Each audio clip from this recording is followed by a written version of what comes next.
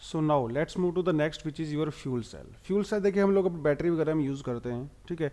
इस तरह के फ्यूल सेल आपने देखे होंगे, आप लोग जो बैटरी होती है उसमें यूज़ करते हैं। ये पूरा टेक्नोलॉजी जो है फ्यूल सेल पे बेसिस पे ही होता है। जो बैटरी में हम लोग इलेक्ट्रिकल व्हीकल्स वगैरह में यूज़ करते हैं, that is also fuel cell. Fuel cell में होता क्या है, फ्यूल सेल में आपने देखा होगा, फ्यूल सेल बेसिकली तीन पार्ट होते हैं।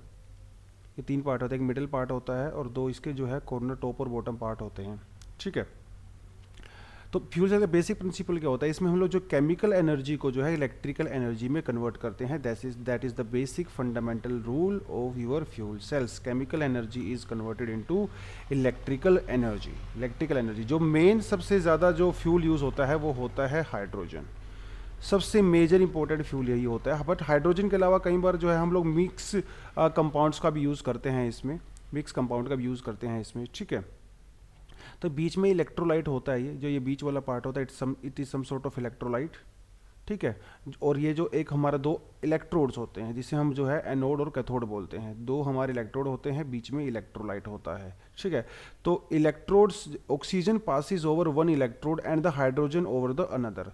तो एक इलेक्ट्रोड से आपका ऑक्सीजन पास होता है, दूसरे इलेक्ट्रोड से आपका जो है हाइड्रोजन पास होता है, और बीच में जो इलेक्ट्रोलाइट होता है इसके अंदर केमिकल रिएक्शन होती है, और जब ये केमिकल रिएक्शन होती है तो इलेक्ट्रिसिटी प्रोड्यूस होती है। इलेक्ट्रिसिटी प्रोड्यूस होता है, यानी कि एक तरफ से आपका जो है हाइड्रोजन पास हो रहा है, दूसरी तरफ से आपका ऑक्सीजन पास हो रहा है, बीच में इलेक्ट्रोलाइट होता है, और तब इलेक्ट्रिसिटी प्रोड्यूस होती है, जिसे हम लोग कैलकुलेट करते हैं। यानी कि वो जो केमिकल होता है उसके अंदर जो इलेक्ट्रॉन्स होते हैं वो फ्री मोड में जो है ट्रैवल करना स्टार्ट कर देते हैं, और जो इलेक्ट्रॉन जब फ्री मोड में ट्रैवल करना स्टार्ट कर देते हैं तो इलेक्ट्रिसिटी प्रोड्यूस होती है, जिसे हम लोग कलेक्ट कर लेते हैं, ठीक है। तो फ्यूल सेल जो है इलेक्ट्रिक व्हीकल्स के अब देखो सिंपल सी बात है, क्योंकि इंडिया में ऑल ओवर हम लोग क्या कर रहे हैं, रिन्यूएबल सोर्स ऑफ एनर्जी को हम लोग प्रमोट कर रहे हैं, क्योंकि इंडिया को में इसमें पोल्यूशन कम होगा, ठीक है। इंडिया में जो पेरिस अग्रीमेंट में जो अपने प्रॉमिस किया था वो हम लोग फुलफिल कर सकते हैं, कॉस्ट कटिंग हम लोग कर सकते हैं, क्लीन एनर्जी के रूप में हम लोग इसका यूज़ कर सकते हैं। तो फ्यूल एनर्जी भी एक काफ़ी बड़ा पर्सपेक्टिव देखा जा रहा है when it comes to cleaner India and less polluted India. तो व्हीकल्स में यूज़ करने के लिए जो है फ्यूल सेल को एक स्कीम चलाई गई थी जिसे बोला जाता है fame India scheme. Fame India scheme के जो है दो फेजेस में ये स्टार्ट हुई थी। पहला फेज़ जो है 2015 में स्टार्ट हुआ था, जो 2019 तक चला था। दूसरा फेज़ 2019 में जब ओवर हो गया तो उसको एक्सटेंड करके जो है सेकंड फेज़ को 2022 तक कर दिया गया, ठीक है। इसका मतलब क्या है, ये बेसिकली किस चीज़ के लिए यूज़ होता है, ये यूज़ होता है कि जो हमारे इलेक्ट्रिकल व्हीकल्स हैं उसमें हम लोग ज़्यादा से ज़्यादा फ्यूल सेल का यूज़ करेंगे। तो ministry of new and renewable energy किसके अंडर में आती है, research develop and demonstration R&D programme के अंडर में जो है इसको लॉन्च किया गया था। The ministry of science and technology has supported 2 network centres on hydrogen storage led by IIT Bombay and non ferrous material technology centre by Hyderabad. तो हैदराबाद और IIT बॉम्बे, ये दो सेंटर बनाए गए हैं जो डिफरेंट तरह के स्टोरेज डिवाइसेस के बारे में रिसर्च करेंगे और उसके ऊपर काम करेंगे, ठीक है।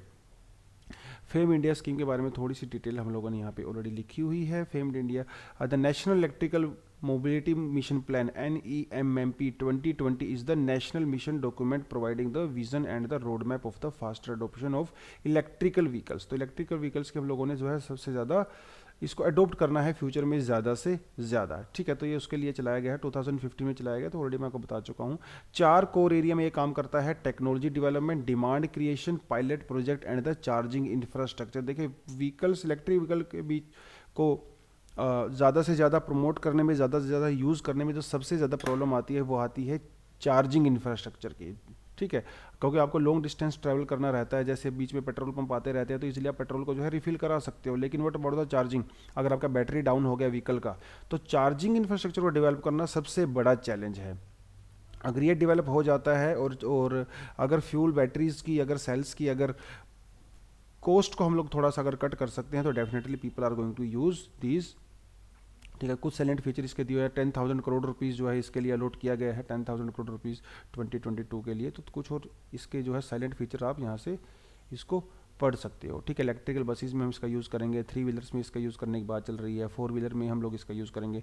टेस्ला कंपनी के बारे में ऑलरेडी आपको मैं बता चुका हूँ, है ना। USA में और यूरोप में जो है टेस्ला कंपनी की काफ़ी सारी इलेक्ट्रिकल कार जो है वो बिकती हैं। इंडिया में अभी जो है इसकी जो है पॉपुलेशन, या बोलेंगे इसके नंबर जो है काफ़ी कम है, ठीक है। टेस्ला तो खैर अभी इंडिया में लॉन्च हुई नहीं है, अभी बात चल रही है टेस्ला को लॉन्च करने की। लेकिन जो दूसरे इलेक्ट्रिकल व्हीकल्स है, जनरली हम लोग यहाँ पे ई रिक्शा देखने को मिलती है। ई रिक्शा, होंडा और सुजुकी वगैरह इन्होंने जो है बाइक्स भी निकाली हैं, ई बाइक्स, ठीक है, वो लोग भी यूज़ करते हैं। ई स्कूटी वगैरह भी लोग यूज़ करने लगे हैं आजकल। तो फ्यूचर में हम लोग जो इस तरह के इलेक्ट्रिकल व्हीकल्स को है ज़्यादा डेफिनेटली देखने को मिलेंगे रोड्स पे, जो हर तरीके से हमारे लिए बेनिफिशियल होगा। अगला जो नॉन रिन्यूएबल एनर्जी सोर्सेज की मैं बात करूंगा, that is going to be petrocrops, यानी कि कुछ क्रोप्स का यूज़ करके भी हम लोग जो है फ्यूल जनरेट कर सकते हैं, जिन्हें हम लोग पेट्रोक्रोप्स बोलते हैं। जैसे जट्रोफा, जट्रोफा जो है ये एक प्लांट है जो जिसके द्वारा हम लोग जो है पेट्रोल बना सकते हैं, पेट्रोल बना सकते हैं, इसी को इनको कहा जाता है पेट्रोक्रोप्स, ठीक है। जट्रोफा उसके अंदर एक है। ऑटोमोबाइल फ्यूल हम लोग बना सकते हैं, गैस ऑयल बना सकते हैं, केरोसिन वगैरह इसका यूज़ करके हम लोग बना सकते हैं। काफ़ी कॉम्प्लिकेटेड टेक्नोलॉजी होती है, लेकिन लेट्स सी के फ्यूचर में हम लोग इसका ज़्यादा से ज़्यादा इस प्लांट को ग्रो कर सके। तो एक तो क्या होगा, ये जो हमारे जो फार्मर्स हैं, फार्मर्स, तो फार्मर्स को एक एक्स्ट्रा इनकम दे सकता है। और कई बार ऐसा होता है जब फार्मर प्रोड्यूस ज़्यादा होता है, फार्मर प्रोड्यूस ज़्यादा होता है, उस टाइम पे जब कीमतें कम हो जाती हैं फसलों की, तो उस टाइम पे अगर आप इस तरह की क्रॉप्स को ग्रो करते हो तो डेफिनेटली वो आपको एक एक्स्ट्रा इनकम दे सकती हैं, एक्स्ट्रा इनकम दे सकती हैं। और जो ट्रोफा वगैरह को ग्रो करने के लिए आपको कोई बहुत ज़्यादा फर्टाइल एग्रीकल्चर लैंड भी नहीं चाहिए होती है, ठीक है। तो वो उन एरिया में जहाँ पे ज़्यादा फर्टाइल लैंड सॉइल नहीं है, जहाँ पे ऑलरेडी एग्रीकल्चर प्रोडक्टिविटी कंपेरेटिवली कम होती है, जहाँ पे इरिगेशन फैसिलिटी बहुत ज़्यादा डेवलप नहीं है, तो वहाँ पे हम लोग जो है इस तरह के प्लांट्स को ग्रो कर सकते हैं इन फ्यूचर, ठीक है। तो बायोक्रूड भी इसको हम लोग बोलते हैं, बायोक्रूड, ठीक है। जो ट्रोफा ट्री एक बहुत इंपॉर्टेंट एग्जांपल है इसका। उसके बाद जो है बायोमास, उसके बाद जो है बायोमास, ठीक है। बायो मतलब लिविंग जो कंपोनेंट होते हैं, और मास मतलब जो उनका जो बॉडी पार्ट होता है। तो biomass is a renewable energy resource derived from the plant and animal waste. This point is very important, you need to keep this in mind.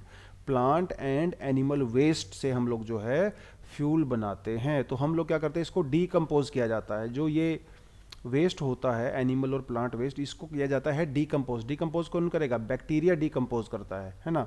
और इसको डीकम्पोज करने से क्या प्रोड्यूस होता है, बैक्टीरिया जब इसको डीकम्पोज करते हैं तो मीथेन प्रोड्यूस होता है, मीथेन। और हम लोग बाद में मीथेन को जो है इसको कलेक्ट कर लेते हैं, स्टोर कर लेते हैं, और इसको हम लोग as a energy source use कर सकते हैं, ठीक है। तो biomass fuel can be use directly और they can be transformed into more convenient form of energy. को डायरेक्टली भी यूज़ हम लोग कर सकते हैं, ठीक है। क्या क्या सोर्स हो सकते हैं इसका, timber industry, agriculture crops, bio products, raw material from the forest, etcetera etcetera, ठीक है। कौन कौन से बायोफ्यूल हैं, जैसे इथेनॉल, मीथेनॉल, ठीक है, गैस जो बायोडीजल वगैरह, ये चीज़ें हम लोग इसमें यूज़ कर सकते हैं। देखिए जैसे जो शुगर केन इंडस्ट्री होती है, शुगर केन इंडस्ट्री होती है, उसमें जो स्वीट्स निकालने के बाद जो शुगर केन का रेजिड्यू यानी कि वेस्ट मटेरियल बचता है, तो शुगर केन जो इंडस्ट्री होती है वो उसको एज अ फ्यूल यूज़ करती है, ठीक है। तो उसमें कॉस्ट कटिंग भी हो जाती है, जो वेस्ट मटेरियल होता है उसका भी यूज़ हो जाता है। तो इस तरह से हम लोग इस वेस्ट मटेरियल का यूज़ कर सकते हैं। One of the best example of this biogas is this, जो बायोमास के थ्रू हम लोग एनर्जी लेते हैं, one of the best example is biogas plant. आपने गाँव में देखा होगा बायोगैस प्लांट को। तो इसमें क्या होता है, जो भी वेस्ट मटेरियल होता है उसको हम लोग एक चैम्बर में डालते हैं, ये कलेक्टर होता है, एक मिक्स टैंक होता है जिसमें गोबर या फीसिस वगैरह हम लोग डालते हैं। वो डालने के बाद जो है नीचे चला जाता है, नीचे यहाँ पे उसका डीकम्पोजिशन होता है, जो बैक्टीरिया वगैरह होते हैं उसको यहाँ पे डीकम्पोज करते हैं, उसको ब्रेक डाउन करते हैं। उसको ब्रेक डाउन के बाद जो मीथेन होती है वो इस गैस होल्डर में जाके स्टोरेज हो जाती है, ठीक है। और यहाँ से हम डायरेक्टली भी उसको घरों में यूज़ कर सकते हैं, डायरेक्टली भी उसको हम लोग घरों में यूज़ कर सकते हैं। अगर बाई चांस आप लोगों ने यहाँ पे ज़्यादा इनपुट दे दिया है, ज़्यादा मटेरियल, तो वो जो है ये ओवरफ्लो टैंक बना हुआ है जहाँ पे ये ओवरफ्लो होके जो है वो कलेक्ट हो सकता है। तो बायोगैस प्लांट जो है दो पार्ट होते हैं, इसके अंदर एक डाइजेस्टर होता है, एक गैस होल्डर होता है, ठीक है। तो ये डाइजेस्टर होता है, ये डाइजेस्टर होता है जहाँ पे वो डाइजेस्ट करता है उस वेस्ट मटेरियल को, और ये जो है गैस होल्डर होता है। Gas holder cuts off the air to the digester. जो गैस होल्डर होता है डाइजेस्टर से उस गैस को कट कर देता है, और ये बाद में जो है गैस को भी कलेक्ट करता है। जैसे काऊ डंग का हम लोग इसमें यूज़ कर सकते हैं, काऊ डंग, फीसिस वगैरह का यूज़ करते हैं, जो गोबर वगैरह होता है, ठीक है, उसको हम लोग इसमें यूज़ करते हैं। और ये किस गैस में कन्वर्ट होता है, CH4 एंड CO2 में कन्वर्ट होता है। तो CH4 तो ग्रीन हाउस गैस है, तो इसको तो हम रिलीज़ कर सकते हैं, लेकिन CH4 का हम लोग यूज़ करते हैं, इट्स अ नेचुरल गैस, ठीक है। तो ये बायोगैस जो है, अब बहुत सारा वेस्ट मटेरियल अगर उसको हम लोग ऐसे ही ग्राउंड के ऊपर छोड़ देते हैं तो इसमें बैक्टीरिया होता है, ये बदबू भी करता है और ये कंप्लीटली पूरी तरह से वेस्ट होता है। लेकिन उस वेस्ट को अगर हम लोग इस तरह से बायोगैस प्लांट बनाएंगे तो उसको हम लोग पॉजिटिव वे में यूज़ कर सकते हैं। ठीक है, इसके लिए बायोफ्यूल के लिए एक पॉलिसी भी बनाया था हम लोगों ने, नेशनल पॉलिसी ऑन बायोफ्यूल 2018। ठीक है, जिसमें जो है तीन जनरेशन के बायोफ्यूल के बारे में बात किया गया। फर्स्ट जनरेशन जिसके अंदर बायो इथेनॉल, बायोडीजल की बात की गई है। सेकंड जनरेशन में जो है म्यूनसिपल सॉलिड वेस्ट और इथेनॉल वगैरह को हम लोग प्रोसेस करते हैं। थर्ड जनरेशन में जो है बायो सीएनजी और बायोफ्यूल वगैरह को प्रोड्यूस किया जाता है। तो तीन इसकी बात करता है। अपार्ट फ्रॉम दैट ये सोर्सेज की भी बात करता है कि कौन कौन से सोर्सेज को हम लोग यूज़ करने वाले हैं to generate this bio fuels. तो जैसे इसमें शुगर बीट, ठीक है, sweet sorghum, corn, cassava, damaged food grains like wheat, broken rice, rotten potatoes, तो इन सारे के सारे सोर्सेज का हम लोग इसमें यूज़ करने वाले हैं। तो नेशनल बायोफ्यूल कोऑर्डिनेटर कमेटी जो है एक ये नोडल एजेंसी है जो इसमें सारे की सारी चीज़ें करती हैं। ठीक है, इसको हैंडल करता है सब चीज़ों को। Renewable source of energy India के लिए क्यों इंपॉर्टेंट है? क्योंकि सस्टेनेबल है, एम्पावरमेंट अपॉर्चुनिटीज़ हैं, इसके एम्प्लॉयमेंट अपॉर्चुनिटीज़ हैं। जब आप बायोगैस प्लांट लगाओगे, विंड फार्म्स लगाओगे, है ना, हाइड्रो पावर प्लांट्स लगाओगे, तो बहुत सारी एम्प्लॉयमेंट की अपॉर्चुनिटीज़ होती हैं। तो बहुत सारा जो यूथ है हमारा उसको स्किल किया जाना चाहिए इस तरह की टेक्नोलॉजी के रिगार्डिंग। उसको स्किल करेंगे, इस तरह के प्लांट्स लगाएंगे तो एम्प्लॉयमेंट अपॉर्चुनिटीज़ प्रोड्यूस होती हैं।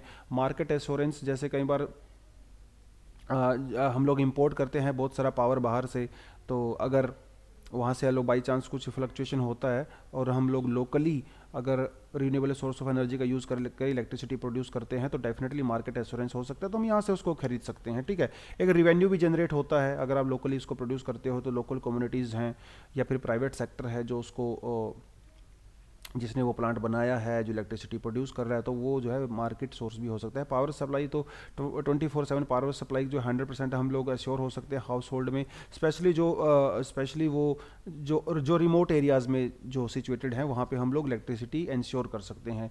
ऑयल की डिमांड जो है रिड्यूस हो सकती है अगर हम बायोफ्यूल्स, है ना, पेट्रोक्रोप्स अगर हम उगाते हैं, बायोफ्यूल्स का यूज़ करते हैं, बायो क्रूड का यूज़ करते हैं, तो पेट्रोल के ऊपर जो हमारी डिपेंडेंसी है वो थोड़ी सी रिड्यूस हो सकती है। रूरल इलेक्ट्रिफिकेशन के बारे में मैं ऑलरेडी बात कर चुका हूँ। ठीक है, रिन्यूएबल एनर्जी इन इंडिया की अगर मैं बात करूँ तो government has scaled up the target for the renewable energy capacity to 175 gigawatt by year 2020। तो ये गवर्नमेंट ने जो है टारगेट रखा है 175 गीगावाट बाय 2020। अब इस 175 में क्या क्या रखा गया उन्होंने, 100 गीगावाट जो है वो सोलर से रखा गया। देखो सोलर, इंडिया जो है ट्रॉपिकल और सब ट्रॉपिकल कंट्री है, तो यहाँ पे सोलर एनर्जी काफ़ी ज़्यादा है, राइट। तो सोलर का हम लोग सबसे ज़्यादा यूज़ करेंगे। 60 मेगावाट जो है वो हम लोग विंड से यूज़ कर सकते हैं, बिकॉज 7500 किलोमीटर तो हमारा कोस्ट लाइन ही है, तो सी ब्रीज और लैंड ब्रीज वहाँ पे बहुत चलता है। तो ऑफ शोर और ऑन शोर जो है विंड फार्म्स हम लोग बना सकते हैं। 10 gigawatt from the bio power and 5 gigawatt from the small hydro power. Small hydro power का ज़्यादातर पोटेंशियल जो है वो आपका हिमालयन रीजन्स में ही है, क्योंकि हिमालय वाली जो रिवर्स होती हैं वो आपका पेरिनियल रिवर्स होती है, यानी कि वो जो है साल भर जो है उनके अंदर पानी रहता है, साल भर पानी फ्लो करता है। सदर्न जो इंडिया के अंदर जो रिवर्स चलती हैं वो सिर्फ और सिर्फ मानसून या रेनी सीजन में ही उनके अंदर पानी रहता है। तो ज़्यादा पोटेंशियल कहाँ पे है आपका, हिमालयन वाले रीजन में। लेकिन हिमालय वाले रीजन में प्रॉब्लम ये है कि हिमालयन रीजन जो है वो आपका टेक्टोनिकली काफ़ी एक्टिव है। ठीक है, पोटेंशियल ज़्यादा है लेकिन सेफ्टी के पर्सपेक्टिव से देखा जाए तो वो ज़्यादा सेफ नहीं है हिमालयन रीजन। तो हमें वहाँ पे क्या करना है, स्मॉल हाइड्रो प्लांट्स बनाने हैं rather than big one, right. So that is the thing.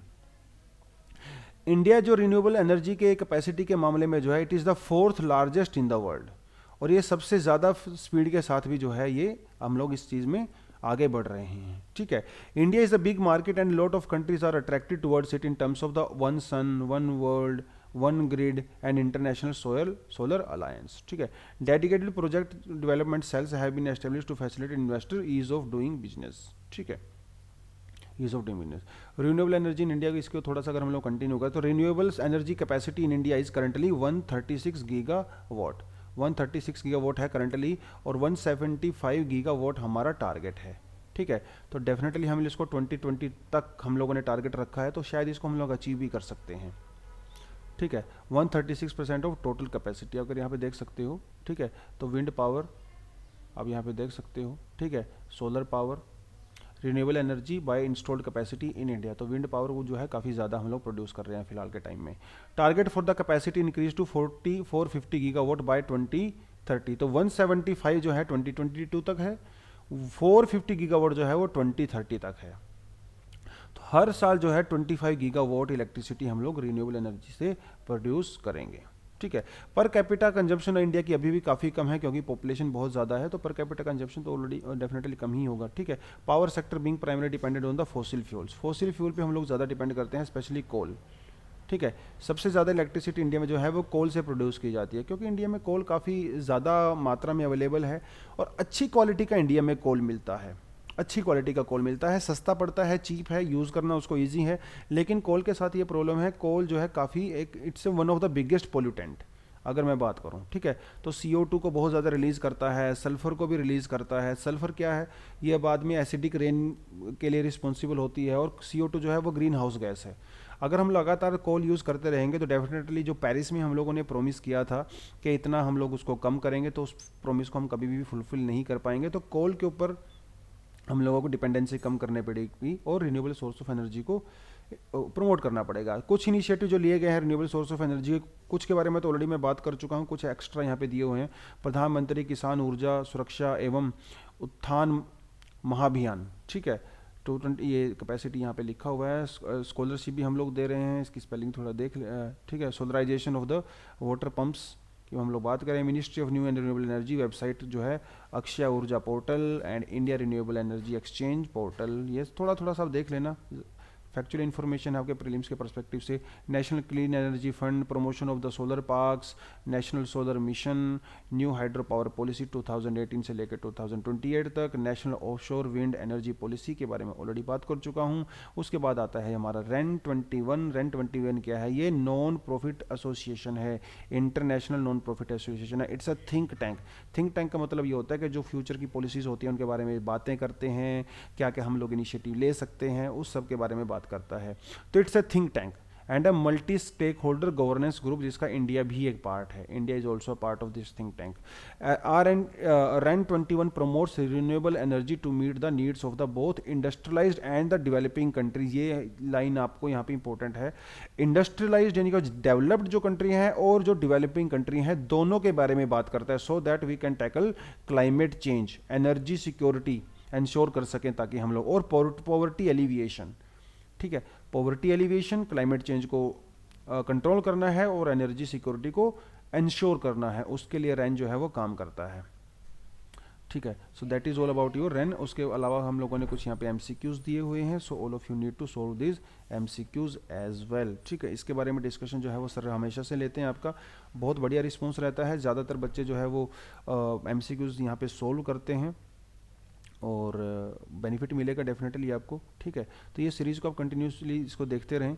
अगर कोई किसी तरह की प्रॉब्लम आती है तो कमेंट सेक्शन में आप डेफिनेटली हमें अपने कंसर्न्स बता सकते हैं।